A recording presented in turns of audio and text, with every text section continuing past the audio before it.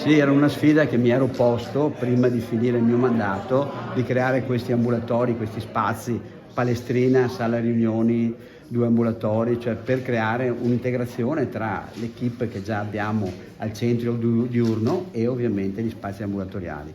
È un modo per lavorare come equipe multiprofessionale e soprattutto per creare anche un'intesa con l'associazione Abbraccio e con le famiglie che ovviamente partecipano a questi gruppi di automutuo aiuto. Quindi un salto importante e un'esigenza che veniva sia dai nostri operatori che dalle famiglie. Ci puoi indicare qualche numero di assistenza che fornite annuale magari? Beh, allora sono 229 le persone prese in carico quest'anno, oltre 600 complessivamente che sono ancora in carico, che quindi vengono seguiti, e abbiamo tanti minori, soprattutto ragazze, e 8-9 maschi che stanno facendo anche loro il percorso. Quindi un numero molto importante e purtroppo è un numero che sta aumentando.